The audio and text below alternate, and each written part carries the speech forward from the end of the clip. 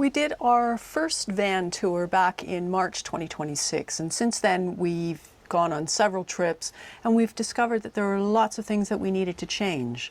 So today we'd like to take you on another tour of the van, which we call the Lodge, and show you some of the changes that we've made. So, follow me.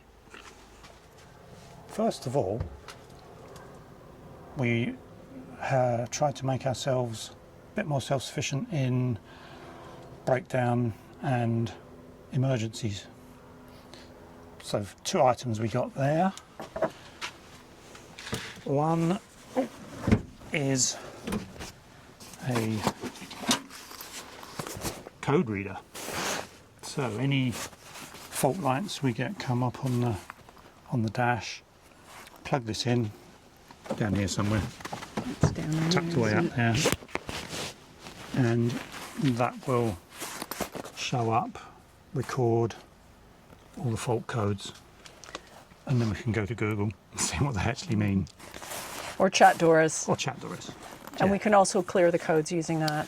And that will reset things. So yes, like I accidentally had the seat belt thingy on this disconnected because I took the seat off to be able to clean behind it, and I accidentally started it.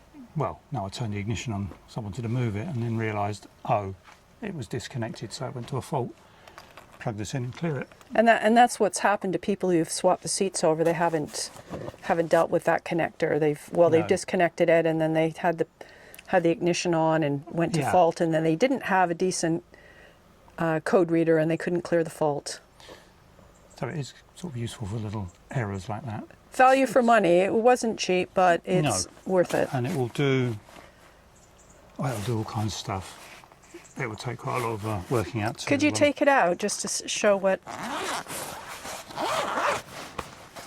It sounds really warm on my neck. And that's the actual tool. Quite tiny. A couple of connectors. You can charge it through a USB, and there's the actual. Oh, that's the actual OBD, is it called? Down there. Into the device. Get it to read the VIN. Confirm that. Confirm the model, and it will do what you want. If for some reason we end up with a flat battery, it won't start, we have this. Loco, which is, ta-da, a fairly powerful. So it's 1,000 amp. Battery bank, power bank. Plug it in and connect up to the emergency, the jump start point under the bonnet, and somewhere earthy on the engine, and that should get us out of trouble. And of course, for every emergency, you should have first aid kit. So this one we picked up at Lidl's for, I think it was $4.99. And then also a multimeter. You never know when you might need a multimeter. No, not. Is it a multimeter? It's basically a... It says multimeter on the back. I was just reading the box, so unless that's not what's in it. Oh, that's my other one. That is a multimeter, yeah, that's for doing everything. There's another one in the box of electrics, which is 12 volt. The one that's just a little probe. Okay, what else do you have in there? I'm sure you should really ask. Can you get a second aid kit?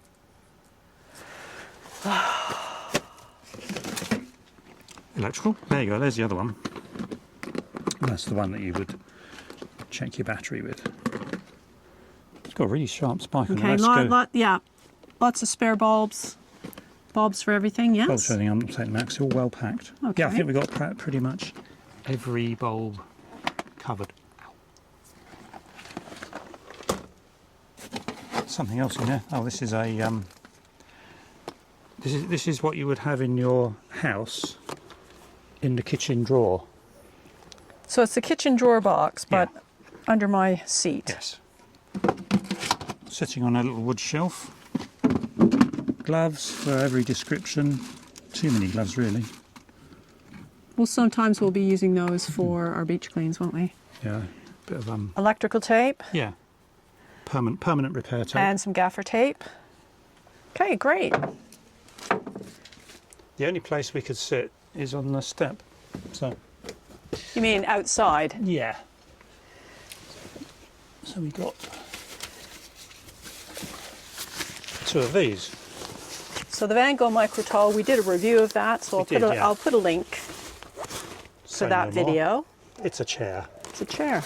2 of those in there. Oh, that's a trim removal kit from Middle of Lidl.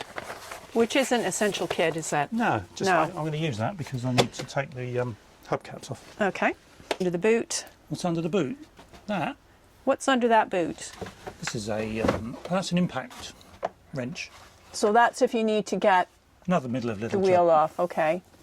Yes. And do you have a pump, air pump, That is. tire inflator? It's in there somewhere. I think that's somewhere else. Okay. That's in one of the others. But One of the other changes we made is we needed some way to connect my wildlife cameras to our internet setup. So we have an RJ45 external jack here. So we can plug the cable in and we can run our live stream. one big thumbs up from management. A spare wheel. And a spare wheel carrier that's actually very secure. Some of the setups I've seen, they've used, well, I don't know. Not something that I would feel comfortable with, but that's not going anywhere, is it? It hasn't so far. Well done you. We haven't needed it. No. And pause cross, we won't need it. Touch wood. We needed to expand storage capacity. So here we are. And also, oh, the organization as well. Oh, that looks very tidy. So here is a storage system Simon designed. So we have a secure base here. We can stack 2 really useful boxes. We've got 35 liters. We have a wooden brace that goes across here with linch pins, cotter pins, hair pins, whatever you want to call them. And then this particular strap will hold the Caddick gas stove, which we happen to have under our bench seat in the lodge because we have been using it and it's just temporary location. And that's the update for that. Pay attention, Captain. And then we have this, which is the spare diesel, just 5 litres, just in case. And you don't really want to find out how much reserve holds, do you? No, you don't, but we have it. We have it there. And this will also, if we need to, that can be put into the diesel heater tank. We can. So we can do that. And this is also emergency poo bag storage as well, isn't it? I wasn't really going to go there, But we have, so that's... Which is handy, see. Part of the reasoning for that is because this stinks, and it doesn't matter how tidy you try and be with it, that smell of diesel is in it. So that's where all the unimportant contaminated stuff. So you have But there's also litre of oil there. a litre of engine oil and some nut release spray. Ooh, nut release. Yeah, in case I get stuck. It does happen, doesn't it? Yes. Pair of gloves, and that's that covered.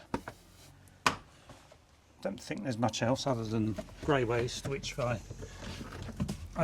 You modified this, didn't you, slightly? a very, very minor modification in that this here is a vent, so that when it's filled up, it's got somewhere for air to do, and it doesn't back up into the tray, which we discovered happened.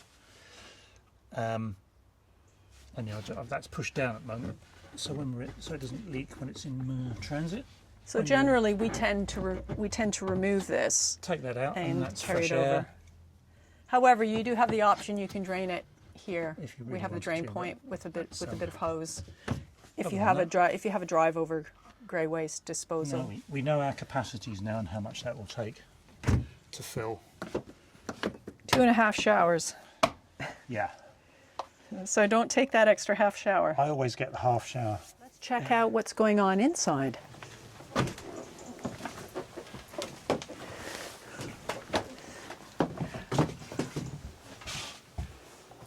Follow me. So if we go over to the front of the box here, we turn around. There we go. So I was concerned about lifting storage crates. So not these storage crates, okay, these are baby ones. Obviously I can lift those. I'm talking about the big storage crates similar to the ones that are in the garage. So Simon made these slide out shelves for me, which will lock in place. So the crate will come out, I can get what I need, and then I can push it back in and of course lock it. And then the same again up here. So if I move over so you can get a better look at that. And there we go. And then you can push that back in and lock it in place. Brilliant. We also discovered that our cutting board could be a bit of a pain.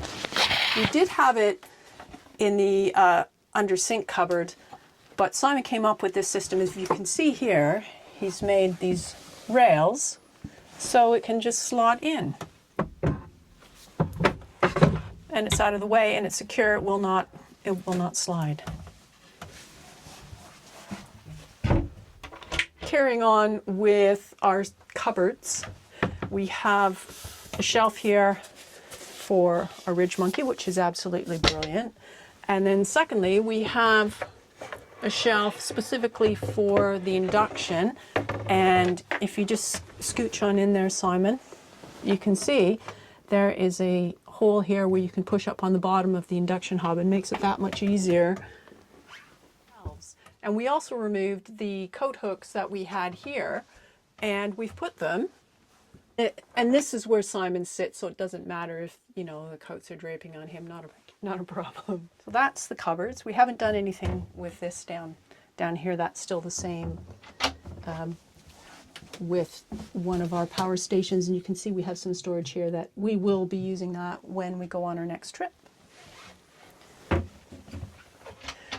Moving on to our shower, I was quite insistent for a very long time that we needed doorknobs on here because we have this lock, and if you have wet hands or a bit of an incline or whatever, it's a bit tricky to open. Of course, it's opening fine now. So what we have now are 2 doorknobs or handles that we can use inside and out. We don't have a lock on the inside because we don't want to lock each other out, do we, dearest? No. No, we don't. Plus, when you have the extractor on, it sucks the door in. And I can't remember if we had this the last time, but it's very dark in here because we don't have the 12 volt turned on. We have 2 hooks there for our towels, but nothing else. Nothing else has changed. Oh, and this is what I was. This is how I was closing the door, and when we were away. You see that? I sliced my fingertip. I probably should have had stitches and I still have Band-Aid on it. And this is almost 3 weeks later. So he's finally put that doorknob on for me. Thank you, Simon. Saves any further injuries for me. We also discovered that we were a little bit short on wastewater storage for the sink. Yeah, 6 litres is just not enough, is it? So that's rather full in there, isn't it? no, not too, well. It's full of fresh air in a can. That's just emergency cloth. There's the cleaning up stuff. And there we have the same size water container as the shower, 23 litres, and the with a air vent, removable air vent. And the other thing that I wanted to get for under here is our waste basket. So this is a Brabantia Amazon special. So we can put all of our kitchen waste in there and then it doesn't stink. And it's quite convenient, it's not too big, and it just fits nicely in there. Something else that occurred to me, and it happened sort of once, twice possibly, if you break a little bit firmly, the mattress had an inclination to sort of fly forwards. I think it was kind of out here one day. So I thought, just around the base at the back, and that can't all fly forwards in the event of a firm stop, should we say. So some people have a thing for bungee cords, and you rather like a ratchet strap, I like don't a bit of a not a ratchet, is it?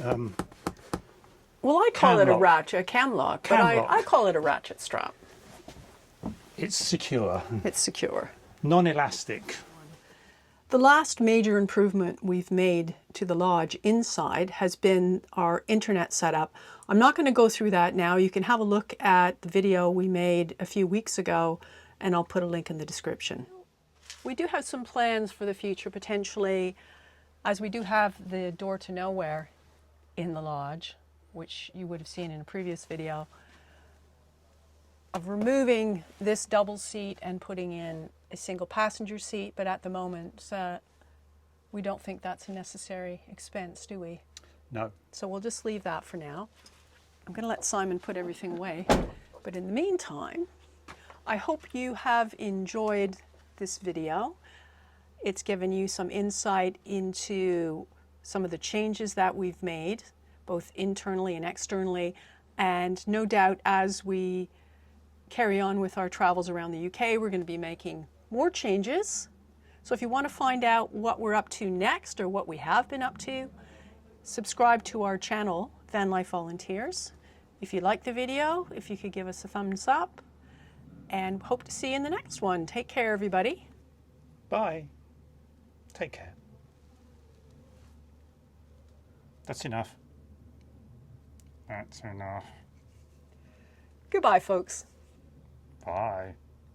Did you mean that? Mm-hmm. Through gritted teeth? Yes.